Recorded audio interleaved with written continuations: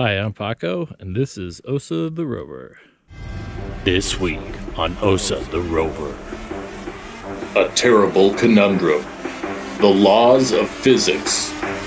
Doing, then thinking.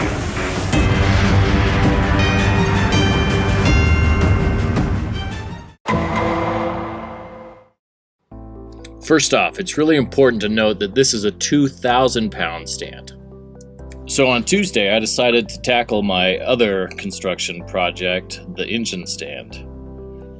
Using some of the lessons that I learned from assembling the engine hoist, this project was much smoother. The thing that really aggravates me is the fact that when I bought this, I intentionally overbought it. I could have gotten the 1,000-pound stand, and everything would have been fine. With the T legs that it has, it just would have slipped right in. But no, I had to overbuy. And in doing so, I've created nothing but headaches for myself.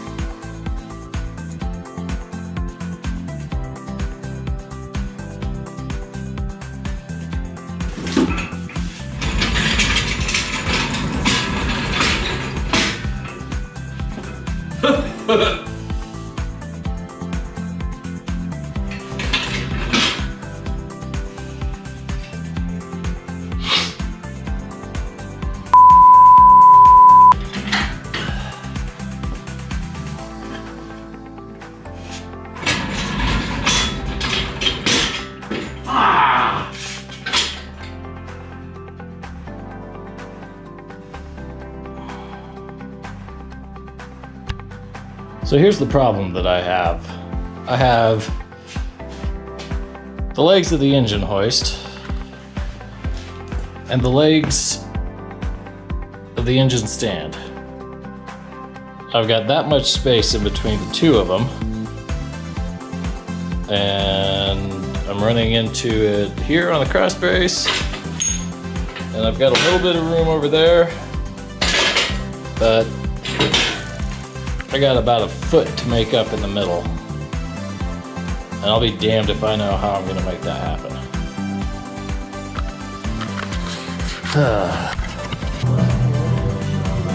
Problem number 2. Even if I could get the engine to be in the correct location for the engine stand, where the hell am I going to put the bolts? Well, it looks like I've got one here up top. I guess I need to remove the flywheel, and then I have to see what's behind it to see if there are 2 more bolts that I can put in somewhere. So I guess my next job is to pull the flywheel off. As you can tell, I'm not really confident in that, and I have no idea what I'm doing. But I think that's what I'm going to do next. So Tuesday did not end on a high point for me. And actually, I found it really hard to get to sleep. I was so frustrated. I still have an issue that I need to deal with between the height of the engine hoist and the height of the engine stand. They seem to be the exact same height, and the laws of physics are preventing me from getting it swapped over. The other issue that I ran into is that no, in fact, these are not what hold it on to the back of the engine.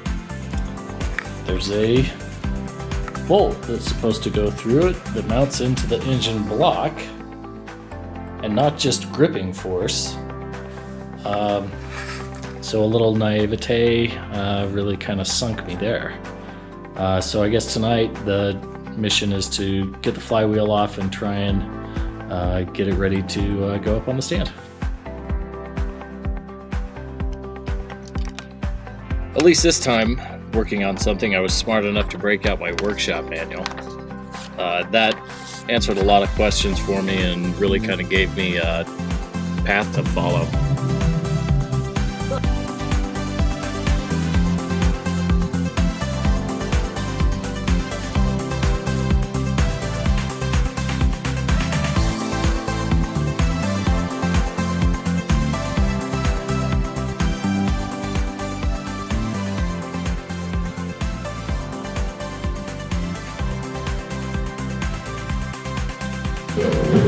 Well, that's why I didn't want to come off. There's a bunch of Hylamar or some other plastic gasket maker that's stuck to that back. And here it is on the main shaft side.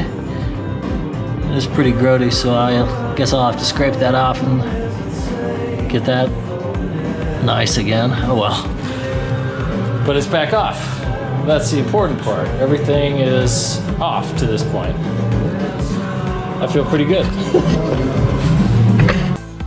So I'm not sure what the original color of the block is. I'm assuming it's this red, but then I've got this turquoise paint with 18G1 written on the side. I'll have to look up and find what that means. But the next challenge is how to get a 1-ton engine stand and a 1-ton lift to work together, considering that they're both exactly the same height. And I can't seem to find a configuration that'll make them both work and still keep me kind of safe. So I guess that's the next mission for tomorrow night. But it was pretty good. Got the flywheel assembly off. Things are looking pretty good there. Bolt holes are all ready for the engine hoist as soon as I can, or for the engine stand as soon as I figure out how to get that in, and all's well in the world.